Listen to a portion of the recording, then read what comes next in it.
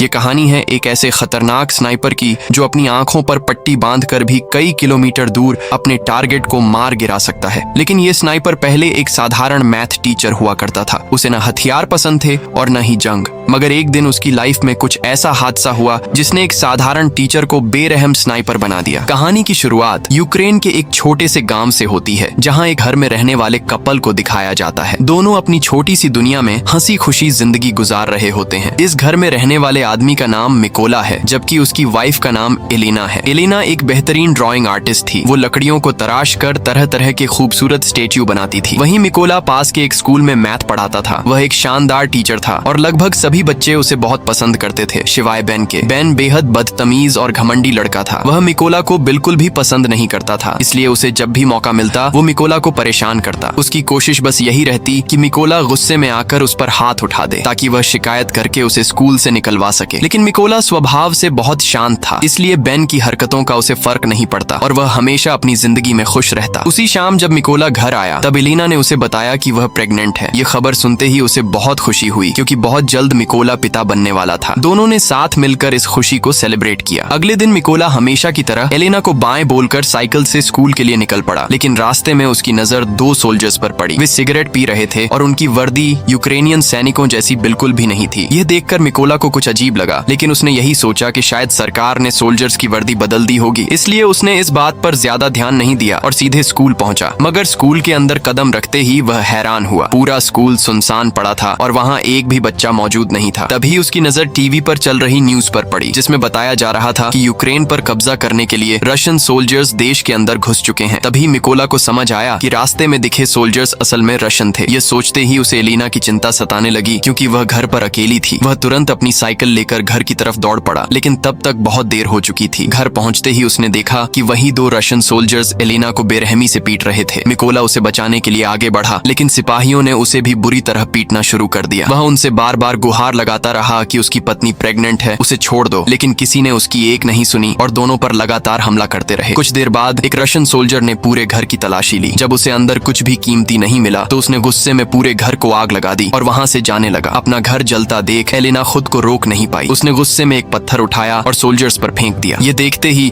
एक सिपाही ने गोली चला दी और एलिना ने वहीं दम तोड़ दिया। अपनी पत्नी को आंखों के सामने मरता देख मिकोला पूरी तरह टूट गया। वह दौड़कर उसके पास पहुंचा, उसे अपनी गोद में लिया और फूट फूट कर रोने लगा। कुछ घंटे गुजरने के बाद दो यूक्रेनियन सोल्जर्स वहां पहुंचे। मिकोला के पास एलिना की लाश देखकर उन्हें भी गहरा दुख हुआ। उन्होंने मिकोला को हिम्मत बनाए रखने के लिए कहा। इसके बाद दोनों सोल्जर्स ने एलिना के लिए एक कब्र खोदी और मिकोला से उसे वहीं दफनाने को कहा। अपनी पत्नी की मौत के बाद मिकोला पूरी तरह टूट चुका था। अब वह बिल्कुल अकेला रह चुका था। रशियन सोल्जर्स उससे उसकी पत्नी, उसका होने वाला बच्चा और उसका घर सब कुछ छीन चुके थे। यही वजह थी कि अब उसके दिल में सिर्फ बदले की आग जल रही थी। वह हर कीमत पर उस रशियन सोल्जर को खत्म करना चाहता था जिसने एलिना पर गोली चलाई थी, लेकिन इसके लिए उसे यूक्रेनियन आर्मी का हिस्सा बनना जरूरी था। इसलिए उसने दोनों सोल्जर्स से रिक्वेस्ट की कि उसे भी अपने साथ ले चलें, क्योंकि वह भी यूक्रेन आर्मी में शामिल होना चाहता है। मिकोला की बात सुनकर दोनों सोल्जर्स मान जाते हैं और उसे अपनी गाड़ी में बैठाकर मिलिट्री बेस की तरफ ले जाते हैं। वहां से निकलने से पहले मिकोला एलिना के हाथों से बना छोटा सा स्टेच्यू अपने साथ रख लेता है, जिसे उसने उसकी हिफाजत के लिए बनाया था। जब वे लोग मिलिट्री बेस पहुंचते हैं तो वहां मौजूद सीनियर ऑफिसर मिकोला को देखते ही उन दोनों सोल्जर्स पर गुस्सा करने लगता है और उसे आर्मी में भर्ती करने से साफ मना कर देता है। दरअसल उसे शक था कि कहीं मिकोला कोई जासूस तो नहीं, लेकिन जब उसने दोनों सोल्जर्स से मिकोला के बारे में पूरी जानकारी ली और मिकोला ने भी बताया कि किस तरह रशियन सोल्जर्स ने उसकी पत्नी एलिना को बेरहमी से मार दिया और उसका घर जला दिया, साथ ही कहा कि अब उसके पास जीने की कोई वजह नहीं बची है और वह रशियन सोल्जर्स से बदला लेकर अपने देश की रक्षा करना चाहता है। उसकी बात सुनकर सीनियर ऑफिसर आखिरकार मान जाता है और उसे यूक्रेनियन आर्मी में भर्ती कर लेता है। अगले ही दिन से उसकी ट्रेनिंग शुरू हो जाती है। लेकिन मिकोला एक आम इंसान था, इसलिए शुरुआत में उसे काफी दिक्कतों का सामना करना पड़ा। उसने पूरी जिंदगी सिर्फ मैथ पढ़ाई थी और हथियारों के बारे में उसे लगभग कुछ भी पता नहीं था। जब बाकी सैनिक अपनी अपनी बंदूकें तेजी से असेंबल कर रहे थे, तब मिकोला सबसे पीछे था और आखिर में जाकर अपनी बंदूक असेंबल करता है। ये सब देखकर उस ऑफिसर को लगता है कि मिकोला कभी भी एक अच्छा सोल्जर नहीं बन पाएगा, लेकिन मिकोला ने हिम्मत नहीं हारी और पूरी लगन से अपनी ट्रेनिंग करता रहा। एक रात ट्रेनिंग के दौरान मिकोला ने अपने सीनियर से कहा कि वह उसे उसे उसके नाम से नहीं बल्कि उसके कोड नेम रेवन से बुलाए। ये सुनकर वहाँ मौजूद सभी सोल्जर्स उस पर हंसने लगे। तभी सीनियर ने उसे समझाया कि कोड नेम यूं ही नहीं मिलता, उसे हासिल करने के लिए पहले तुम्हें खुद को साबित करना होगा। मिकोला ने इस बात का बुरा नहीं माना, बल्कि उसने पहले से भी ज्यादा मेहनत शुरू कर दी। यहाँ तक कि रात में जब बाकी सभी सिपाही सो जाते तब भी मिकोला अकेले अपनी प्रैक्टिस करता रहता। एक दिन सीनियर सभी सोल्जर्स को बताता है कि उनकी आर्मी में स्नाइपर्स की भारी कमी है और रशियंस का मुकाबला करने के लिए नए स्नाइपर्स को बढ़ाना बहुत जरूरी है। इसके बाद वह पूछता है कि तुम में से कौन कौन स्नाइपर बनना चाहता है। ये सुनते ही कुछ सोल्जर्स खड़े हो जाते हैं और उनके साथ मिकोला भी खड़ा हो जाता है, क्योंकि वह भी स्नाइपर बनना चाहता था। मिकोला को देखकर बाकी सोल्जर्स हंसने लगते हैं। तब सीनियर उससे कहता है कि तुम अभी स्नाइपर बनने के तैयार नहीं हो, तुमसे तो एक गन ठीक से असेंबल और डिसअसेंबल भी नहीं होती, स्नाइपर बनना तुम्हारे बस की बात नहीं है। इस पर मिकोला कहता है कि वह एक अच्छा स्नाइपर बन सकता है, बस उसे खुद को साबित करने का एक मौका चाहिए। उसकी बात सुनकर सीनियर उसे एक गन देता है और कहता है कि इसे सिर्फ 20 सेकंड के अंदर असेंबल करके दिखाओ। तभी मिकोला अपनी आंखों पर पट्टी बांध लेता है और बिना देर किए गन को खोलकर दोबारा जोड़ देता है। ये काम पूरा करने में उसे सिर्फ 18 सेकंड लगते हैं। उसकी यह तेजी देखकर वहाँ मौजूद सभी लोग हैरान रह जाते हैं। जो सोल्जर्स कुछ देर पहले उसका मजाक उड़ा रहे थे वही अब उसके लिए तालियां बजाने लगते हैं। मिकोला की काबिलियत देखकर सीनियर भी प्रभावित हो जाता है और उसे स्नाइपर ट्रेनिंग में शामिल कर लेता है। ट्रेनिंग के दौरान मिकोला को एक पुराने मॉडल की गन पकड़ा दी जाती है, जबकि बाकी सभी सोल्जर्स के हाथ में नए मॉडर्न वेपन्स होते हैं। यह देखकर मिकोला भी मॉडर्न वेपन्स की डिमांड करता है। तब सीनियर उससे कहता है कि अगर उसे मॉडर्न वेपन चाहिए तो पहले अपनी काबिलियत साबित करनी होगी। अब मिकोला के पास कोई दूसरा रास्ता नहीं था, इसलिए जो गन उसे मिली उसी के साथ वह ट्रेनिंग के लिए निकल गया। ट्रेनिंग के दौरान सीनियर सभी को समझाता है कि एक असली स्नाइपर चाहे कितनी भी मुश्किल सिचुएशन में क्यों न हो, वह अपनी जगह से 1 इंच भी नहीं हिलता और हर हाल में अपने टारगेट पर नजर बनाए रखता है। इसकी प्रैक्टिस कराने के लिए वह सभी के आसपास गोलियां चलाता है। जो भी स्नाइपर डर कर पोजीशन छोड़ देता उसे तुरंत इस ट्रेनिंग से बाहर कर दिया जाता। लेकिन जब मिकोला की बारी आई तब वह बिल्कुल भी नहीं हिला और पूरे समय अपना निशाना बनाए रखा। इसी वजह से वह यह टेस्ट पास कर गया। अगले टेस्ट में सभी स्नाइपर्स को उनका टारगेट सिर्फ एक बार दिखाया जाता है। इसके बाद उनकी आंखों के सामने ब्लैक बोर्ड लगा दिया जाता है और उन्हें सिर्फ अंदाजे से निशाना लगाना होता है। बाकी सोल्जर्स में से कुछ इस टेस्ट को पास कर लेते हैं, लेकिन जब मिकोला की बारी आती है तो उसका निशाना थोड़ा सा चूक जाता है और वह यह टेस्ट पास नहीं कर पाता। इसकी सबसे बड़ी वजह उसकी पुरानी गन थी, क्योंकि उससे बिल्कुल सटीक निशाना लगाना आसान नहीं था। लेकिन सभी जानते थे कि अगर मिकोला के पास मॉडर्न वेपन्स होती तो उसका निशाना बिल्कुल परफेक्ट बैठता। अगली ट्रेनिंग पहले से ज्यादा कठिन थी। इस बार सभी स्नाइपर्स को अंधेरे में सिर्फ फ्लेयर गन की रोशनी से अपने टारगेट को शूट करना था। जैसे ही सीनियर ने फ्लेयर छोड़ी सभी ने तुरंत फायर कर दिया, लेकिन किसी का भी निशाना टारगेट पर नहीं लगा। हालांकि इस दौरान मिकोला ने गोली नहीं चलाई। वह समझ चुका था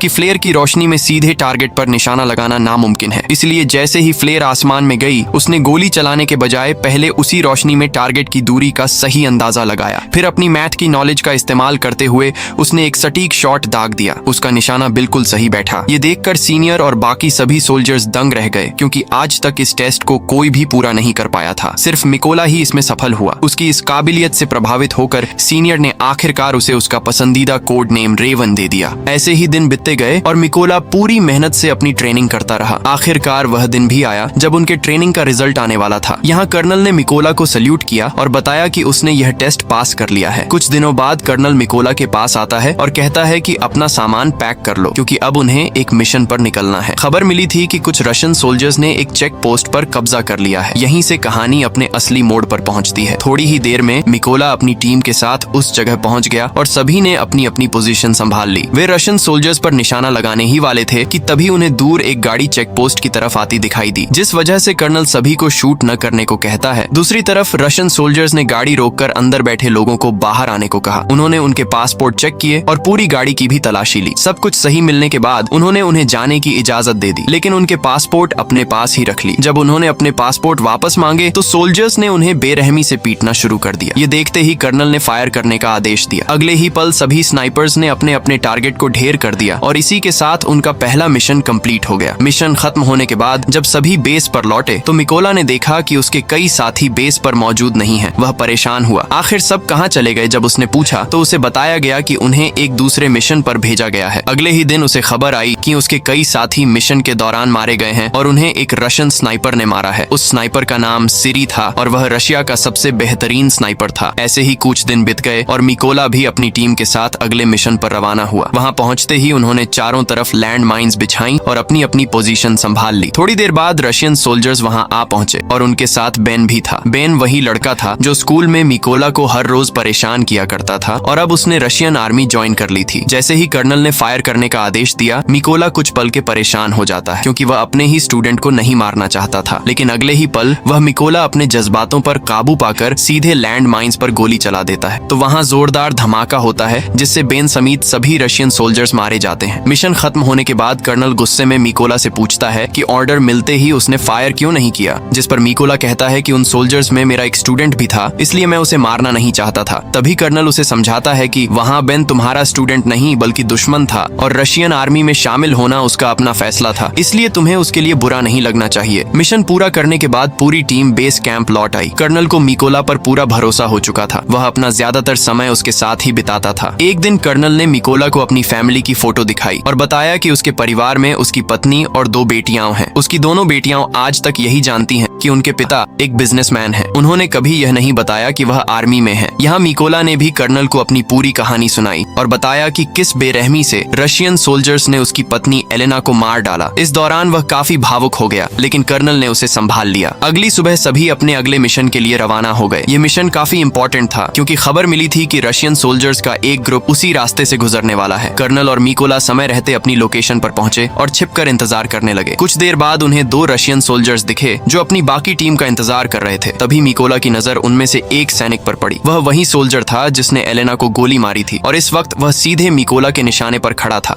यहाँ मिकोला ने कर्नल से फायर करने की इजाजत मांगी, लेकिन कर्नल ने साफ मना कर दिया। मिकोला के सामने वही सोल्जर खड़ा था जिसने एलेना की जान ली थी। उसने आर्मी सिर्फ इसी दिन के लिए ज्वाइन की थी ताकि अपनी पत्नी की मौत का बदला ले सके, इसलिए उसने एक बार फिर गोली चलाने की परमिशन मांगी, लेकिन इस बार भी कर्नल ने उसे रोक दिया। अब मिकोला अपने गुस्से पर काबू नहीं रख पाया और उसने ट्रिगर दबा दिया। गोली सीधा उस सोल्जर को लगी और उसकी मौके पर ही मौत हो गई। लेकिन इसके साथ ही उनकी लोकेशन भी रशियन सोल्जर्स के सामने आई। ये देखकर कर्नल गुस्से में बोला, तुमने यह क्या कर दिया? लेकिन असली खतरा अभी बाकी था। रशिया का सबसे खतरनाक स्नाइपर सिरी पहले से ही अपनी पोजीशन लेकर बैठा था और अब उसे भी उनकी सही लोकेशन मिल चुकी थी। कर्नल यह बात अच्छी तरह जानता था, इसलिए वह तुरंत सिरी को ढूंढने लगा, मगर उससे पहले कि वह उसकी जगह का पता लगा पाता, सिरी ने एक सटीक हेडशॉट मार दिया। अगले ही पल कर्नल की वहीं मौत हो गई। अब मिकोला को एहसास हुआ कि उसे कितनी बड़ी गलती हो गई थी। उसके एक फैसले की वजह से कर्नल अपनी जान गंवा चुका था। उसे समझ आ गया कि अब रशियन सोल्जर्स उनकी लोकेशन जान चुके हैं। उधर दुश्मनों ने भी उसकी पोजीशन पर ताबड़तोड़ फायरिंग और बमबारी शुरू कर दी। हालात बिगड़ते देख मिकोला ने पीछे हटने का फैसला किया। वह कर्नल की बॉडी को अपने साथ उठाकर वहां से निकल पड़ा। किसी तरह दुश्मनों के इलाके से बाहर निकलकर वह सीधे अपने बेस पहुंच गया। कर्नल की मौत का उसे गहरा दुख था और वह खुद को इसका जिम्मेदार मान रहा था। वहीं उसने कसम खाई कि वह सिरी को मारकर कर्नल की मौत का बदला जरूर लेगा। कुछ ही समय बाद उसे 2 रशियन स्नाइपर्स की जानकारी मिली तो वह तुरंत अपने अगले मिशन पर रवाना हो गया। अपनी पोजीशन लेने के बाद उसने पहले स्नाइपर को सटीक निशाने से ढेर कर दिया, लेकिन उसी दौरान दूसरे स्नाइपर ने उसके बाजू में गोली मार दी। घायल होने के बावजूद मिकोला पीछे नहीं हटा और आखिरकार उसने दूसरे स्नाइपर को भी खत्म कर दिया। अब वह बुरी तरह जख्मी हो चुका था, इसलिए इलाज और आराम के लिए वह एक सीक्रेट बेस पर चला गया। इसी दौरान मिकोला के पास आर्मी के मेजर का कॉल आया। मेजर ने उसे बताया कि जिस स्नाइपर ने कर्नल को मारा था उसकी लोकेशन का पता चल चुका है। यह खबर मिलते ही मिकोला तुरंत बेस पर पहुंच गया। वहां मेजर सभी सोल्जर्स को उस स्नाइपर के बारे में जानकारी देने लगा। उसने बताया कि उसका नाम सिरी है और वह रशिया का सबसे खतरनाक स्नाइपर माना जाता है। आज तक उसका कोई भी निशाना खाली नहीं गया। वह यूक्रेन के 6 सबसे काबिल स्नाइपर्स को मार चुका है, इसलिए उसे बिल्कुल भी हल्के में नहीं लिया जा सकता। मेजर ने आगे बताया कि सिरी हर बार यूक्रेनियन सोल्जर्स को मारने के बाद उनकी वीडियो बनाकर सोशल मीडिया पर डाल देता है ताकि यूक्रेन की आर्मी का हौसला टूट जाए। उसने यह भी बताया कि सिरी अपनी पोजीशन बार बार नहीं बदलता, बल्कि एक तय जगह पर बैठकर अपने दुश्मनों का शिकार करता है। यह सब जानने के बाद सभी ने मिलकर एक योजना बनाई कि वे 2 अलग अलग टीम्स में उसकी लोकेशन की तरफ बढ़ेंगे। प्लान के मुताबिक पहली टीम को सामने से रशियन सोल्जर्स पर हमला करना था। जैसे ही दुश्मन उस लड़ाई में उलझते, दूसरी टीम पीछे से उन पर धावा बोल देती। इसी बीच मिकोला चुपचाप बिल्डिंग के अंदर घुसकर सिरी को खत्म करने वाला था। पूरी तैयारी के बाद सभी अपनी अपनी लोकेशन की तरफ रवाना हो गए। वहां पहुंचते ही हर स्नाइपर ने अपनी पोजीशन संभाल ली और टारगेट पर नजर टिकाकर बैठ गया। उधर मिकोला भी बिना आवाज किए बिल्डिंग के अंदर दाखिल हो गया। अंदर उसे 2 रशियन सोल्जर्स दिखाई दिए जो आपस में बातचीत में व्यस्त थे। मिकोला ने एक पल भी बर्बाद नहीं किया और दोनों को वहीं ढेर करके बिल्डिंग के अंदर आगे बढ़ गया। इसके बाद मिकोला ने अपनी टीम को सिग्नल दे दिया। सिग्नल मिलते ही वहां मौजूद सभी स्नाइपर्स ने रशियन सोल्जर्स पर हमला कर दिया और देखते ही देखते सभी दुश्मन मारे गए। उधर सिरी को हैरानी हुई क्योंकि उसका कोई भी साथी उसे कोई जानकारी नहीं दे रहा था। उसे समझ आ गया कि कुछ तो गड़बड़ है, इसलिए वह तुरंत बिल्डिंग की छत पर पहुंचा जहां रशा का एक स्नाइपर पहले से मौजूद था। लेकिन वहां पहुंचने पर उसने देखा कि वह स्नाइपर पहले ही मारा जा चुका था। ये देखकर सिरी को अंदाजा हो गया कि यूक्रेनियन सोल्जर्स ने उसे चारों तरफ से घेर लिया है। उसने तुरंत अपने बेस पर बैकअप के लिए संपर्क किया, लेकिन मदद पहुंचने में अभी 10 मिनट बाकी थे, इसलिए वह जल्दी से अपनी पोजीशन पर वापस आया और यूक्रेनियन सैनिकों को ढूंढने लगा। तभी उसकी नजर टेबल पर रखे एक छोटे से स्टैच्यू पर पड़ी। ये वही स्टैच्यू था जिसे मिकोला वहां रख कर गया था और जो उसे एलेना ने दिया था। सिरी अभी कुछ समझ पाता उससे पहले ही मिकोला ने अचानक उस पर हमला कर दिया और चाकू से वार करके उसकी जान ले ली। लेकिन इस हाथापाई की आवाज से बिल्डिंग में मौजूद दूसरा स्नाइपर सतर्क हो गया। हालांकि वह कुछ कर पाता उससे पहले ही मिकोला ने उसके पास एक ग्रेनेड फेंक दिया। जोरदार धमाके के साथ वह आखिरी स्नाइपर भी मारा गया। थोड़ी देर बाद सिरी की बुलाई हुई बैकअप टीम भी बिल्डिंग के पास पहुंच गई, लेकिन उन्हें अभी तक यह नहीं पता था कि सिरी मारा जा चुका है। इसलिए जब उन्होंने सिरी को कॉल किया तो फोन मिकोला ने उठाया। उसने उन्हें बताया कि अब उनकी मौत तय है और इतना कहकर उसने ट्रक के ड्राइवर को गोली मार दी। गोली चलते ही सभी रशियन सोल्जर्स घबरा गए और ट्रक से बाहर निकलने लगे, लेकिन उन्हें बिल्कुल अंदाजा नहीं था